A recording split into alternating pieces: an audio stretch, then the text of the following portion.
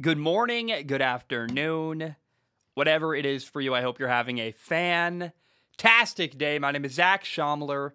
This is Strong Opinion Sports, episode 430. Welcome in.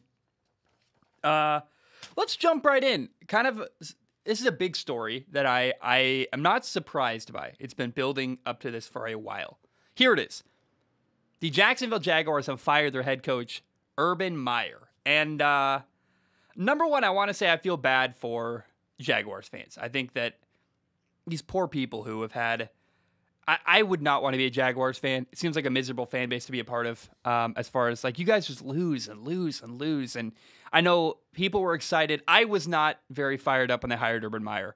But the last thing I would want to do is just crap all over people who... Like, I remember when Urban Meyer was hired, a lot of people felt like he was exactly what the Jaguars needed, and I think for Jaguars fans, it was a bit of hope. And so I'm really sorry it didn't work out. I'm sorry for you guys that he wasn't what you guys wanted him to be.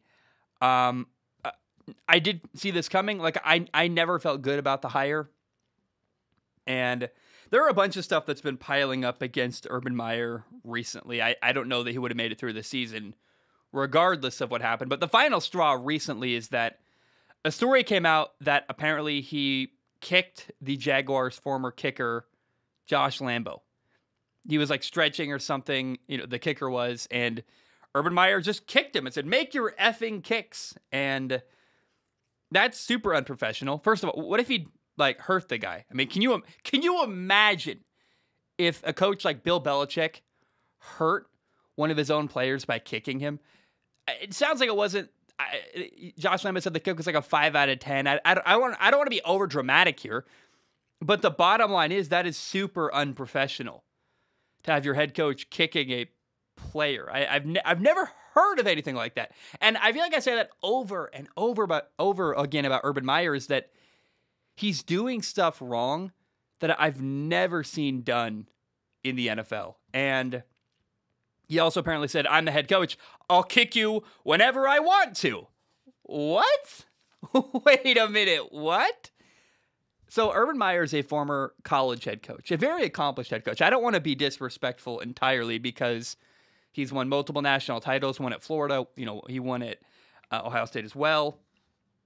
And the problem is a college head coach is very different from coaching in the NFL. And it sounds like Urban Meyer basically was a dictator, right? I am the head coach. You have to listen to what I say. There's no collaboration. He was threatening his coordinators and his assistant coaches and saying, like, "I'll fire you for doing this." Or what the weirdest thing about Urban Meyer, by the way, threatening his assistant coaches, is that he hired them. Hey, dude, you built your staff. If I hired an editor and then constantly was berating my editor saying, "You suck. My stupid editor can't edit my videos good." It's like, well, why are you working with that person? Why did you hire that person if they're terrible at their job? Like, it's a weird disconnect. And Urban Meyer in his entire run, I have not liked Urban Meyer for quite a while. Like, he seemed slimy and really reprehensible. Maybe that's the word. I haven't liked him for a long time. But more than normal, during his tenure as the Jaguars head coach, Urban Meyer has seemed totally unlikable. I don't know if he hates his life. I don't know if his marriage is falling apart. I don't know what's happening. He seems unlikable and miserable and angry and not like the kind of person I would want to play for. Remember, he left the team after a Thursday night game, didn't fly back with them, never heard of that before, to cheat on his wife in Ohio. He's got a 2-11 record as a head coach. He got fired now. The rumors and reports that he kept threatening his staff are crazy to me. I just don't like that. They've just been piling up. Trevor Lawrence, his rookie quarterback, the number 1 overall pick, made multiple... He went out of his way a couple times to contradict Urban Meyer. That's weird to have your quarterback say, "Oh, what Urban said, totally wrong." And like he didn't do it exactly the way I just did it. He didn't call out Urban Meyer. But Urban would make a statement, and Trevor would say, "Well, no, it's actually this," right? It's like, what? That's weird. And he even made a statement once. Urban said like, "Oh, this guy's playing really well. Had a good game." And the guy didn't even play one snap of the game. Like what's going on with Urban Meyer? Maybe the question is not, is Urban Meyer okay? Is he going through something we don't know about? Like, I really feel like the guy. I hate the guy. I don't like Urban Meyer at all.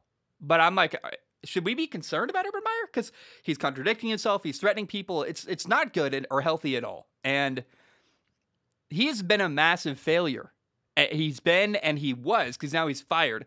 He was a massive, massive failure as a Jaguars head coach. And the reality is he didn't relate to NFL players very well, right? In college, you are a dictator. You can have scandals that the university will cover up to because hide what you're doing. And players are 18 and have no agency. You're not paying them. They have way less power.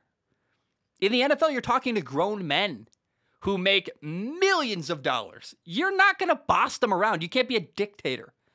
I know Bill Belichick comes across like a dictator often, but Bill Belichick, the people I know that have played for him, speak really highly of him. They say he's collaborative. He's hard. He coaches them hard. He keeps them accountable.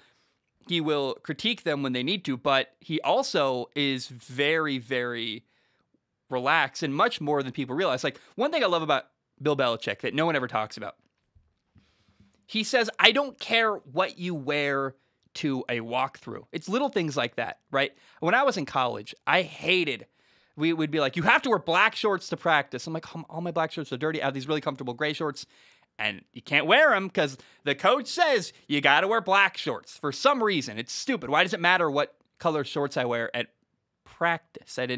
Bill Belichick, if you played for him, doesn't care. It's like, that doesn't affect us winning. I don't care what shorts you wear. It's ridiculous. So my point is that Bill Belichick gets a bad rap for being a dictator.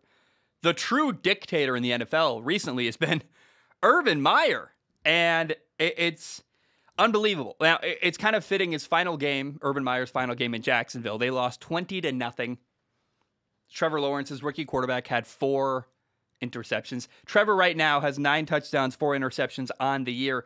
And Trevor said, I believe yesterday, he said, in order for us to win, the drama has to stop. And I think part of that, I think that quote carried a lot of weight. The reason why Shad Khan, in my opinion, fired Urban Meyer finally is the Josh Lambo story is just, you can't kick your players. Like that's the final straw.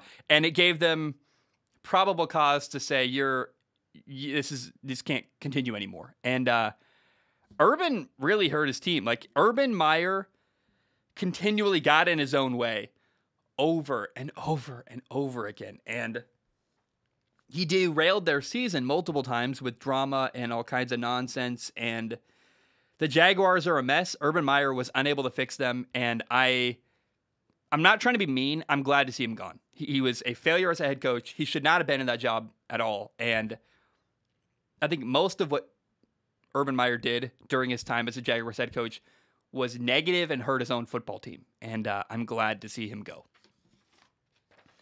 Okay, let's talk about college football real quick. Let me drink some water. You know, it's my show. I can do whatever I want. Drink some water. I need to put on some chapstick. It's really, feeling really, really dry-lipped today. Okay. Orban is not a word. Someone come after me. Orban. No, not a word. Oregon has hired their next head coach. They hired Georgia defensive coordinator Dan Lanning to be their new head football coach in Eugene. And I want to be clear about one thing, because I'm trying to be self-aware. I know that this entire segment is going to make me sound like an Oregon football hater, and I don't mean to be.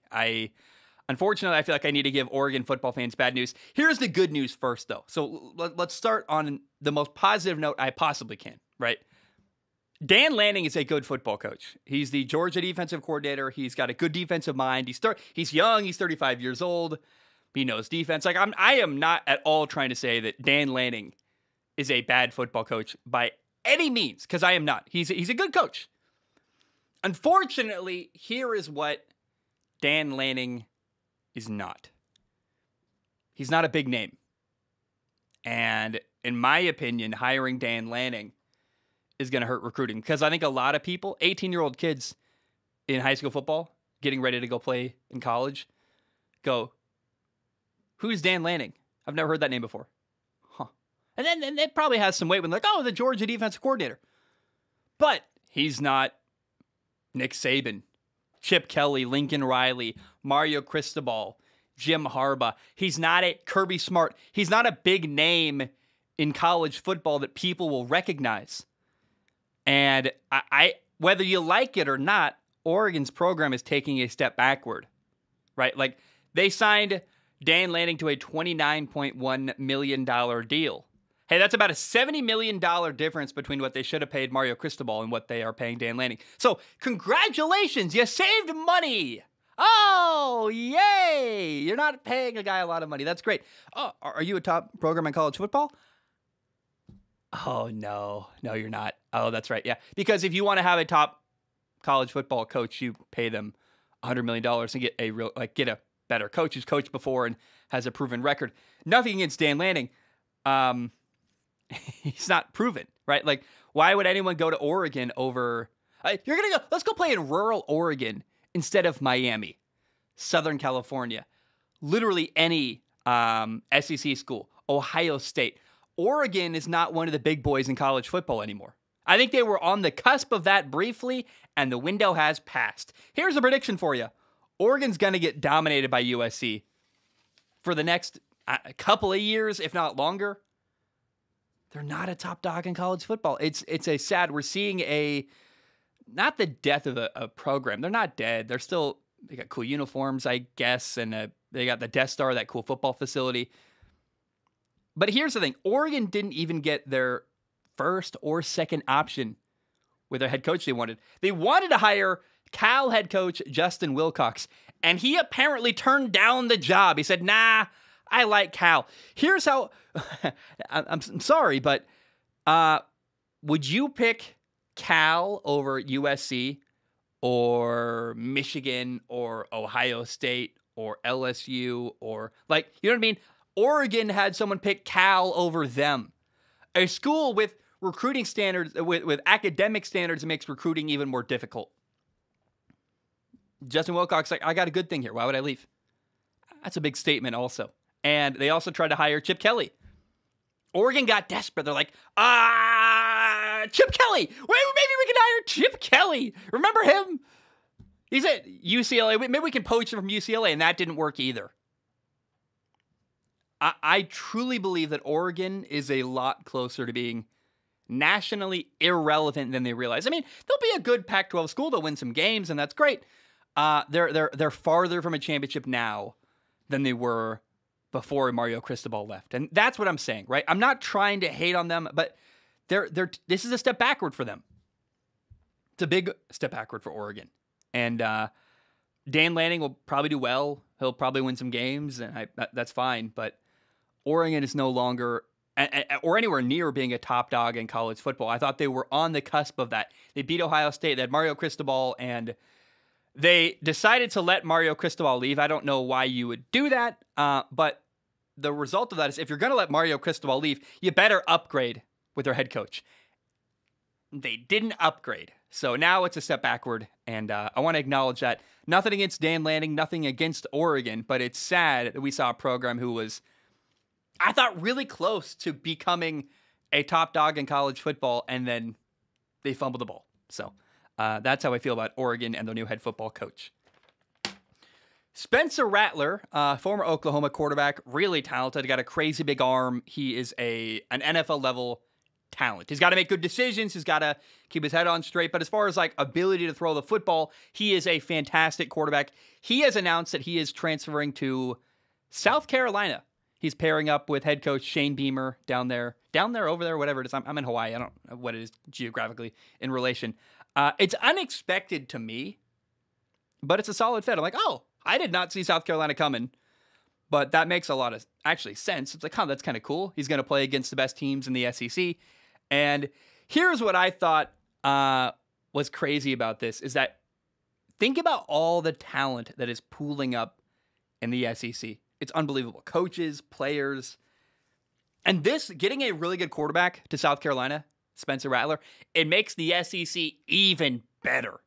It's amazing football. I'm excited to watch it. I've become as I step back and just enjoy football, I'm like, where is the best football happening in college football?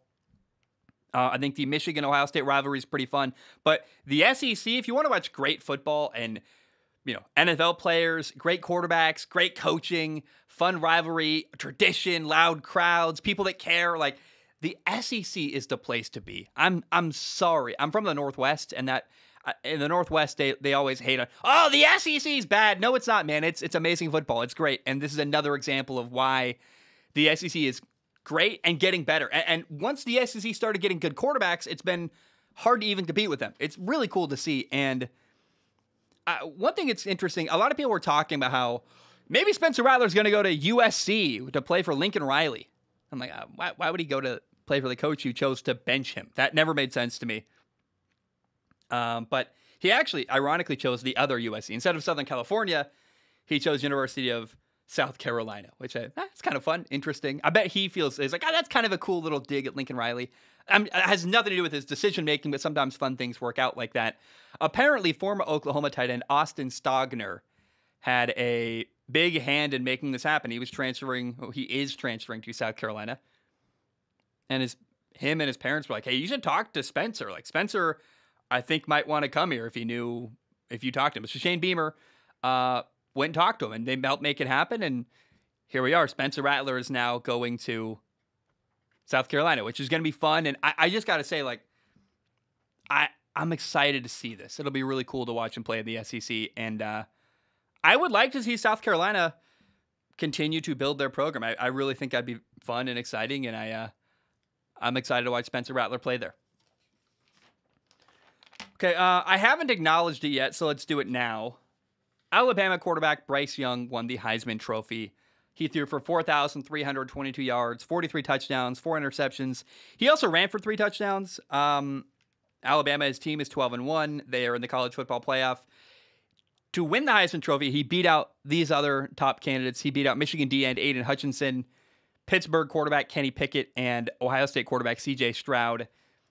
I don't have much more to say than that. I got it. When I was watching Georgia versus Alabama in the SEC title game, watching Bryce Young shred that Georgia defense, having the best performance anyone's had against Georgia all year, I was like, yeah, it's pretty clear he's going to win the Heisman Trophy. Not a surprise, but hey, great job. Well done to Bryce Young. Good for him.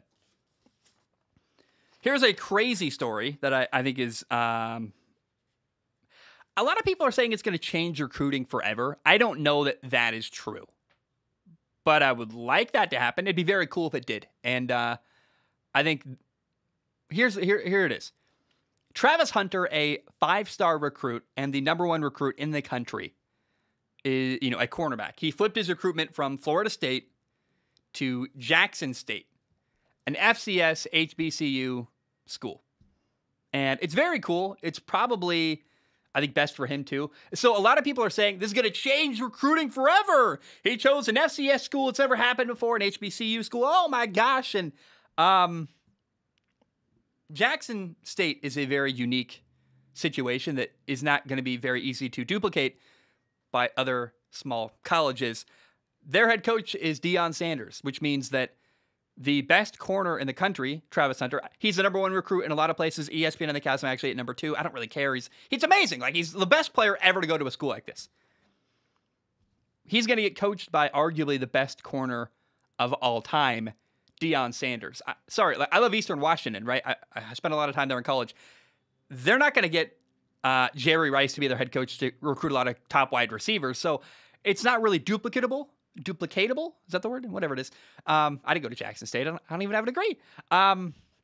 So Travis Hunter is now going to play in a place that I think is going to help him tremendously become a better player. It's best for his NFL future. And I think he's also going to get on the field sooner. Why would you go to like Florida State and become part of their obscurity of a ton of recruits and top players and maybe get on the field? You go to Jackson State, probably get on the field immediately and get a lot of playing time, be coached by the best, be very competitive. I think he's going to be awesome there. And the NFL doesn't care where you play. It's very clear. We've seen more and more examples recently where, hey, if you can play, the NFL will find you. And if Travis Hunter balls out and is fantastic at Jackson State, it's not really going to matter where he played college football. So it's very cool. It's unheard of. He's the best player ever to go to an FCS school or an HBCU school. And I don't know that it's going to change recruiting forever. We'll see if it does. It might change Jackson State forever. It'd be cool if they kept getting top recruits. I would love to see that. But well done by Prime, man. Well done by Deion Sanders. That's awesome. I love to see that. And I like that. Here's what this story really represents. It's people thinking outside the box and saying, I don't need to do what everyone else is doing. I don't need to follow socially. You go to Alabama, Florida State, the top dog with big facilities, this big school. You usually do that. He's like, nah, I don't need to go where everyone says I should go. I'm going to go to the college that's going to make me the best player, where I think I'm going to like being the most. And for him, I think he realized I'm going to be a better player by going to Jackson State and have the most fun at Jackson State and have a good time and a good experience and learn from the best. And he certainly wasn't going to get that at Florida State. And that, to me, says it all. It's a guy who's willing to, not afraid to kind of shy away from a social norm and do something different because it's best for him. A lot of people aren't willing to step out of their comfort zone and do what other people view as different. Well done by Travis Hunter in the foresight to do that. Very, very cool. And I'm excited to see how he does at Jackson State. Okay, before we go to break, this is the final story I want to talk about. It's a story this story will tell you why it's important to have a veteran quarterback on your team, especially a veteran quarterback who's been around a legendary quarterback. So if you watch the Bills against the Patriots last week, not the Rams-Cardinals game, but the week before that on Monday Night Football, it was a windy, messy, crazy weather game, very cold. And you might have seen Mac Jones wearing literally a scuba suit under his pads. Had the head covered, went up to his eyebrows, and looked like he was about to go, put on scuba gear or maybe go skiing. And apparently, Tom Brady used to wear a scuba suit in the cold in New England. He showed that to his backup, Brian Hoyer. And guess who right now is the backup quarterback in New England? Brian Hoyer. And so Brian Hoyer showed that to Mac Jones. So inadvertently, Tom Brady helped teach Mac Jones how to handle the cold. Crazy, weird, roundabout way to look at that, but this is why you want a veteran quarterback on your roster, especially a guy, if you played behind Peyton Manning or Tom Brady or Aaron Rodgers. Like, hey, I want that guy in the room for my young quarterback to help him learn. It totally matters. That's why Joe Flacco being a part of the Jets is a big deal, and why you want. I think it's good they traded for him. You want a veteran presence in your locker room around your young quarterback. It really matters. It really helps. There's all these little tricks and tools of the trade you might not know that, hey, a guy who's done it for a long time, won Super Bowls, been around, might be able to help you. So veteran quarterbacks are a massively underrated commodity in the NFL. I think are not talked about enough. And I think Brian Hoyer is making a big impact on helping Mac Jones become the success that he is in New England.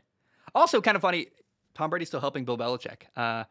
When the Buccaneers and Tom Brady beat the Bills on Sunday, that helped stretch New England's lead to 2 games ahead of Buffalo in the AFC East. And so, in another weird way, Tom Brady's still helping the Patriots win championships in their division and win AFC East titles. So, kind of funny. Guys, my name is Zach Schaumler. I'm going to take a short break. When I return, we'll do Ask Zach. It'll be a good one. It'll be a fun one. I love you. I appreciate you. I will be right back.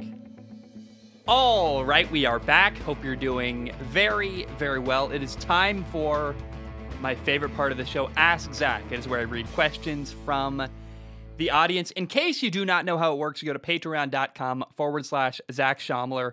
You give $1 a month. You can give more if you want to. Please do. It literally helps pay my rent. But $1 a month gives you access to submit questions on Patreon. Now, if you submit a question, I do not guarantee to read it on the show. My only guarantee is I look at every single question with my eyeballs. I pick the top couple to read on the show. I'm an idiot. I didn't open my notes yet on my phone. I got a fantastic Google Docs sheet ready to go. Let's open it. Question number 1 is from Brock. I'm not gonna lie. I picked this question from Brock. Why will this not go under? Come on. There we go.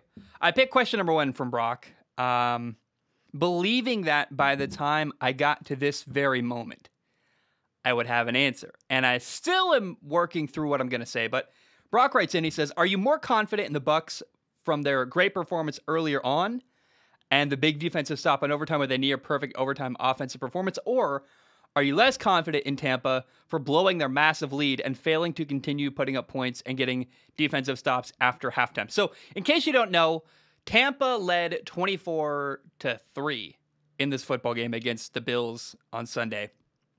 They did win. They won in overtime 33-27. I think that's right. Yeah, because 6 plus, 33-27. They didn't kick an extra point. So they won. They had a 58-yard touchdown pass in overtime to Brashad Perryman, his only catch of the day. It was awesome. I was rooting for Tampa. Sorry. And I'm not gonna hide it. Like I try it, but I love Tom Brady, guys. It's fun. And what's the take? What am I more impressed with or bothered by? I think the team that gets a 24-3 lead, that's a big deal. And would you rather be that or the team that's down 24-3? I think that's impressive. I thought they could have played a lot better in the second half. They missed a couple opportunities. Tom Brady missed a couple throws. And then, Buffalo scored 17 unanswered points in the final 10 minutes of the game. That's great. And Buffalo's a good team. It's no shame to have a near miss where you almost lose to Buffalo. But I thought the biggest, most telling thing from this game was that Tampa got a stop in overtime. The Bills had the ball first in overtime, went 3 and out. Tampa got a stop. Buffalo had chance after chance after chance to win this game, and they did their very best. But Tampa got a stop, got the ball back, scored in overtime, won the game. So I don't think it's like, Brock, I would ask, why are you forcing me to pick one or the other? Can it be both that, hey, the 24-3 lead is great, the win in overtime is great, the stop in overtime is fantastic? Am I concerned the game got tied up and sent to overtime? A little bit. That's not great. But I think it's more important to be the team that can get a big lead and end up winning, and they got the win. And I'm never going to be too disappointed with a team. Maybe the only disappointing win I've seen recently was when Dallas barely beat Washington, and their quarterback played terrible. Dak was missing throws left and right in the second half, had a horrible pick six. I mean, you can win a game in a way that is concerning, but I didn't feel that way watching Tampa and Buffalo on Sunday. Devin writes in, he says, obviously there's a lot of quarterbacks you would choose before Big Ben. But to make it more interesting, who are some starting quarterbacks in the league you would take Big Ben over? In other words, if you made a top 32 starting quarterback ranking, who are you ranking below Big Ben? I know times haven't been the greatest for you guys lately, but I hope you guys are rolling with the punches and get through whatever it is you're dealing with. Thank you, Devin. Appreciate it. So here is what... So I'm going to avoid rookies for this list because I don't... would I take Big Ben over Zach Wilson right now? Yeah, I would. But that's not fair to Zach Wilson. He's in year one, still developing, and also Big Ben's going to retire. No one in their right mind would say, hey, building a franchise, let me take the old veteran Big Ben who's about to retire instead of Zach Wilson. You say, no, I'd rather build around Zach Wilson. So guys in their first or second year, they're off the list. I'm not going to... I almost put Tua on the list. I'm like, well, it's the same conundrum. Would you rather take a guy who's young and growing or a guy who's really good but about to retire? Big Ben is not perfect. Here are the 1, 2, 3, 4, 5, 6, 7, 8, 9 starting quarterbacks in the NFL I would rather not have. So I would take Big Ben. I would rather have Big Ben than these 9 quarterbacks in the NFL. Daniel Jones, the Giants quarterback. Look, we've been waiting, and Daniel Jones hasn't delivered. Baker Mayfield in Cleveland. I think this would be the most amazing, weird, crazy, fun thing possible. If Big Ben went to Cleveland next year, I actually think the Browns would be better. I think Big Ben would do better in Cleveland than Pittsburgh, and I think the Browns would be better with Big Ben. That's a weird dream scenario, but Big Ben is better than Baker. Baker is part of the reason why the Browns aren't winning. Big Ben and that offense with the weapons they have in Cleveland, I think that would work very well. I think they would have ended up not trading OBJ too. I think Big Ben would have worked better with OBJ. So Big Ben's better than Baker. I take that. I would take Big Ben over Jared Goff. I would take Big Ben over Taylor Heineke. No offense, I love Taylor. It's just Big Ben's better. I would take Big Ben over Andy Dalton. I would take Big Ben over Cam Newton, over Sam Darnold. Taysom Hill is one. I can't understand why the Saints keep trying to force Taysom Hill onto the world. It's not going to happen. He's not a franchise quarterback. I don't understand. And maybe that'd be a fun film analysis, actually, be Taysom Hill showing, like, here are all the concern. Dude, it's going to be a crazy offseason with hopefully so many film analysis videos. My voice just cracked. I want to do a lot of film analysis this offseason. I have like a list of all the ones I want to do, and I'm like, oh, I get excited thinking about it because it's gonna be awesome. I would take Teddy Bridgewater. I would take Big Ben over Teddy Bridgewater as well. In fact, I think Big Ben in Denver might make the playoffs. Like literally, I think that Cleveland and Denver are two teams that are really good, just waiting to be led by a good quarterback, and in Denver's case, probably the right coach.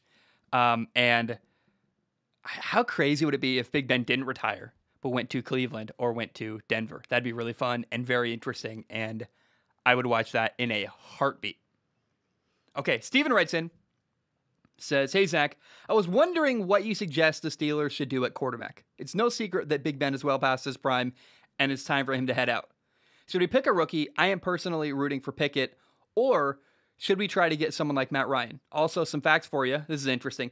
Gale Sayers is the youngest person to be in the Hall of Fame at 34 years old. And finally, the Patriots were originally going to be called the BS Patriots, the Bay State Patriots. Imagine if the Patriots were called the BS Patriots. I think they're already called that all the time, so that's funny. Gale Sayers in the Hall of Fame at 34. That's crazy too. Wow. So here's what Pittsburgh should do at quarterback, in my opinion. They're going to draft Kenny Pickett or Matt Corral, whoever's available when they draft, I think. Maybe two dark horse scenarios here. I would call Philadelphia and say, hey, which quarterback do you not want? Right? Like, hey, I'll take Jalen Hurts or I'll take Gardner Minshew. And you probably can't do that. You probably have to say, like, I want Gardner. They say, we're not trading Gardner. Say, well, are you trading Jalen? Because you don't want to tip your hat to, like, you don't want it known that they have two good quarterbacks. You want to probably aggressively pursue one, make a trade for that. But I'm trying to think of what would be best for how do you actually get a quarterback out of Philadelphia. It probably is better to pick one and make that trade offer than say, we'll do either one. What do you want? Because I don't know. I feel like that would be very tough. If you say, hey, we want Gardner, and they're like, and we're like, oh, so you like Gardner. We'll take Jalen. It would force them to pick a side automatically. Whereas if you make them decide, they're never going to decide, and you're never going to get a call back. Gardner Minshew or Jalen Hurts would be awesome. Awesome. Jalen Hurts in Pittsburgh with Mike Tomlin and the weapons there. I think he might be the leader that they need in that locker room to focus up their young receivers. Like, hey, Chase Claypool, I think doesn't get along with Big Ben. Big Ben is so much older than Chase Claypool. They don't relate, and they don't work. I think it's hurting their relationship. I think it's hurting the football team.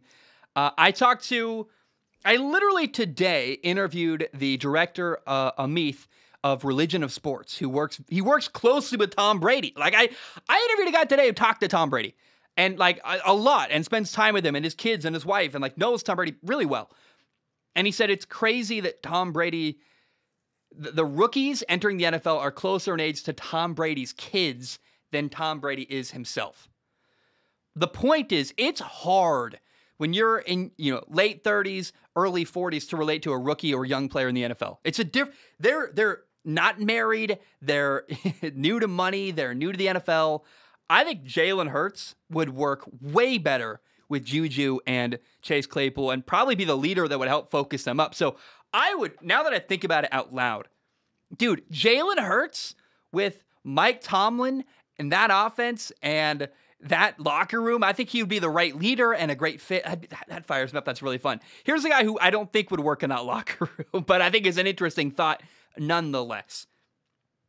A dark horse, Kirk Cousins could go to Pittsburgh. I think that'd be interesting. But no, the one I'm excited about, like what fires me up more than Kenny Pickett does, Jalen Hurts, who might be cheaper to get, by the way, in a trade than Kenny Pickett would be.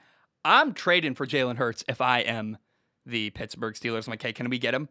And if they won't give me Jalen, I'm taking Gardner Minshew. Either one. That's a great opportunity there. They got 2 quarterbacks in Philly that are, I think, both undervalued and underappreciated. And that's an interesting thought. I like that a lot. Oh, man. Jalen Hurts would be great for that locker room in Pittsburgh. Undoubtedly. Sean writes in, he's got 2 questions. I will allow it. It's fun. He says, would you agree or disagree that boneless wings are glorified chicken nuggets? Defend your case. And then he says also, who do you see getting the playoff bye in both the NFC and the AFC? We'll start with the chicken nugget question. So are boneless chicken wings actually just glorified nuggets? My gut is yes. But then I ask, is that actually bad? Chicken nuggets are great. If they're just high quality chicken nuggets, isn't that also awesome? Like, is that a bad thing? I don't think so. I love some wings. They're great. Boneless wings are, I think, usually what I go for. Now, there are vehicles for sauce. I'm dipping boneless wings in tons of ranch or tons of whatever sauce there is because I do it for the sauce, right? But I'm not going to lie to you. It's very rare I'm in a mood where I'm thinking, hey, I want to rip something off a bone with my teeth or my fingers, and you get way more messy. You can eat boneless wings with a fork, and you guys know I love eating stuff. I eat pizza with a fork. I'm a madman. I really do that, by the way. I take notes, and since I'm writing when I watch football, I don't want to get my hands all dirty because you don't want your gooey, nasty hands touching your pieces of paper where you're taking notes, so I eat everything with a fork and knife. So boneless wings are usually the way to go. I guess the question, too, if the boneless wings are... If they are just actually a wing, that might be one thing. But usually it is like chicken mash or reconstituted meat, which is like chicken strips with a couple other things thrown in to keep it all together. So it's not... What's probably more quality meat is probably bone in because that's real, like actually just took that from a chicken. Whereas boneless wings they're nuggets, right? Let's be honest. But they're high quality nuggets, and I love that. And write in if you're listening on YouTube. Oh, hey, look, even if you're on Instagram, like if you're listening on an iTunes, audio only version, whatever that looks like, whether it's Apple Play or whatever the heck, there's all kinds of ways to listen to the show. Audio only, that's not the video version. Write in and tell me what your favorite sauces are for boneless wings, because I'm always in the market. Like recently, I bought Asian Zing sauce, and that stuff, whoo, it goes right through you. It really messes up the guts, but it is phenomenal. I bought the Buffalo Wild Wings Asian Zing sauce. Amazing. I love it so much. But yeah, write in, let me know what your favorite sauces are for boneless wings, because I'm always in the market and my ears are always open listening for available options. Also, weird thing, you can make chicken nuggets in a pan, by the way. I learned that recently. I made chicken nuggets before we got an air fryer. I think we're going to return it, and I'm just going to go back to the pan. But you can put chicken nuggets in a pan and fry them, and they cook the same way, and it works fine and pretty good. Weird thought. I don't know why I thought of that, but I did. Playoff bye. The NFC and the AFC. So what that means, who's going to get a playoff bye? Who will be the number 1 seed in both the AFC and the NFC? I think the Patriots are going to get the number 1 seed in the AFC. And I believe the Packers are going to get the number 1 seed in the NFC. The Packers, I look at the schedule ahead for New England and Green Bay, and they're more favorable. Here's one thing, though, and I think a lot about Tom Brady. Tom Brady, I've done 2 episodes today about Tom Brady. I did, the Man in the Arena episode. Then I did an interview with someone who knows Tom Brady as like a friend with him. So he's been on my head a lot. I think about Tom Brady and I wonder, would Tampa actually rather just play a wild card game? Is that possible? Because it does suck that you don't have home field advantage as much as the number 1 seed. If you're the number 2 seed, though, it's another game to win, but it also allows you to keep your momentum going. Like the one weird negative hurdle of being the number 1 seed is, yes, you get a bye week. Yes, you get to rest. Yes, it is 1 fewer game between you and the Super Bowl. But I will say, there is a bit of a downside is that your momentum gets halted. You have a week off, which can be good. It can be bad. And also it's not, so during the regular season, when you have a bye week, you're like, hey, 2 weeks from now, we play the Atlanta Falcons and we know what they're doing. We can prepare for them. In the playoffs, when you get a bye, you don't know who you're going to play in 2 weeks. You can kind of try to prepare for both possibilities or whatever possibilities you have.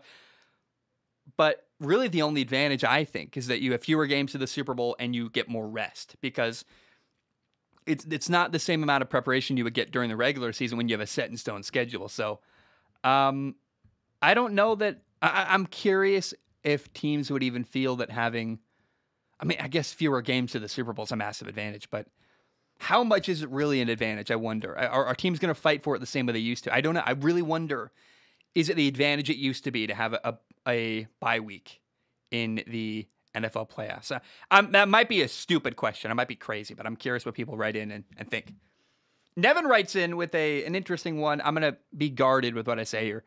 Nevin says, Keaton Slovis has entered the transfer portal.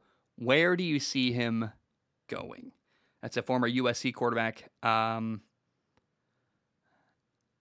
So I don't think Keaton would mind me saying this. I talked to him about this the other day. He's I encouraged him to talk to other people. There's some people I know that I'm like, hey, talk to this guy, talk to that guy.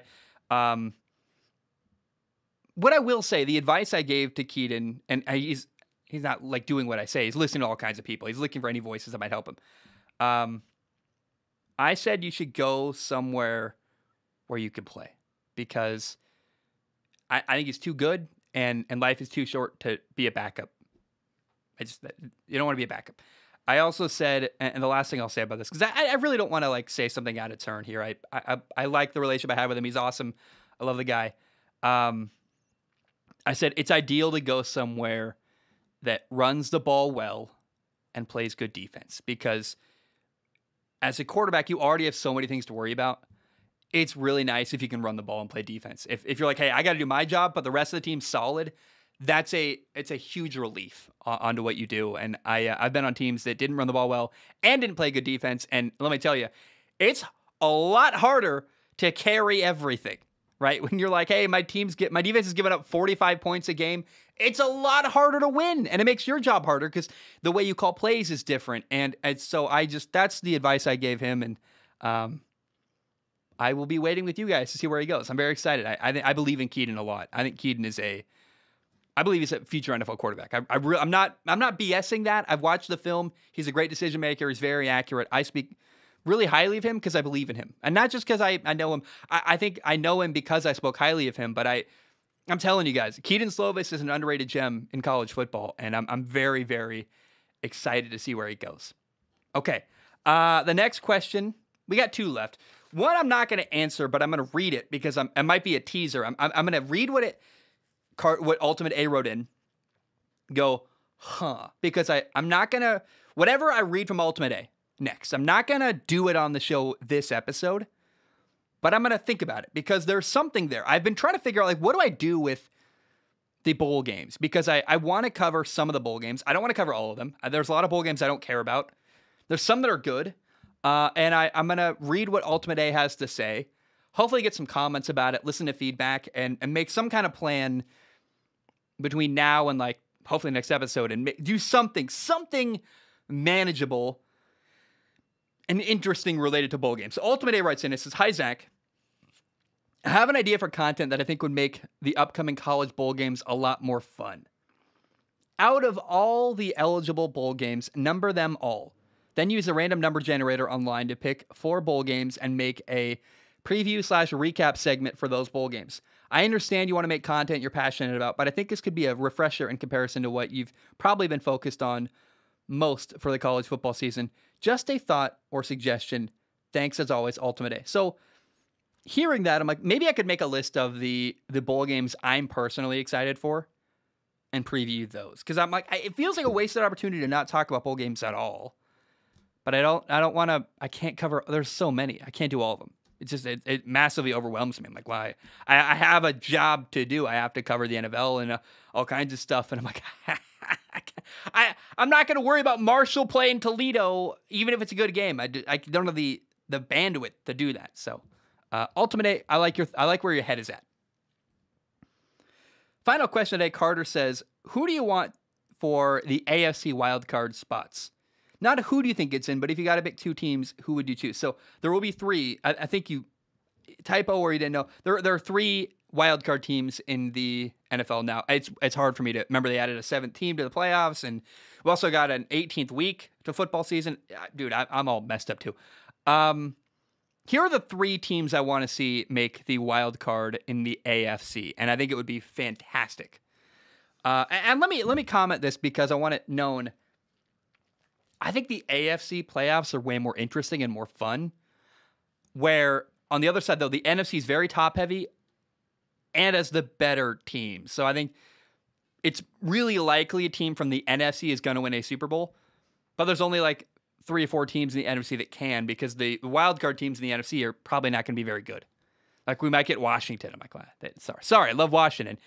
They're not going to win a Super Bowl. Dallas is not going to win a Super Bowl. But alas. So I want either, I think it's going to be LA, the Chargers, but it might be Kansas City, depending on who wins the West. Whatever, Kansas City or LA, the Chargers, whichever team doesn't win the West, I want to make the wild card, because I think it's better to have good, fun football teams in the wild card and in the playoffs. And the Chargers are awesome, and Kansas City, if they don't win the division, I want them in too, because their football's better when you have Patrick Mahomes and Justin Herbert in the NFL playoffs. It's going to be great. Then I want Buffalo. They're 7-6. They're at risk right now. I don't think Buffalo is going to win their division, but they're too good a team to not make the playoffs. I want them in. I think it'd be great. And then I want the Colts. I think the Colts storyline, coming back from their bad start and making it into the playoffs, would be so validating of what I believe the Colts are capable of. And that might be, so I remember a while back, there was a team, a lowly little team, the New York Giants, a wildcard team that nobody expected to win the Super Bowl. But they got on a run, they got hot, and they upset the Patriots. I think the Colts are the one team here that no one expects to make a Super Bowl, but is very much capable of winning a Super Bowl. And I don't know, but the Colts are really good. And if they get hot at the right time and can stay healthy between now and the end of the year, the Colts are a team that could surprise and scare a lot of people. And they win running the football, which their physical style, Carson Wentz, if he gets hot, makes a couple big plays, they run the ball really well. Like, the Colts can beat anyone. I have no doubt about that. And we might. Oh, how crazy. And what if they lost the Super Bowl? Regardless, I mean, a lot of people were hating on Carson Wentz last offseason. And I was like, hey, relax. He had a horrible football team around him. He was a mess. He needed help. Carson's a great quarterback, and we're seeing that a lot this year, and it makes me very, very happy to see that. All right, guys, that's all I have. I love you. I appreciate you. I will see you very, very soon for episode 431, next one. Love you. Appreciate you. Ba-dum-bum. Bam, we are done.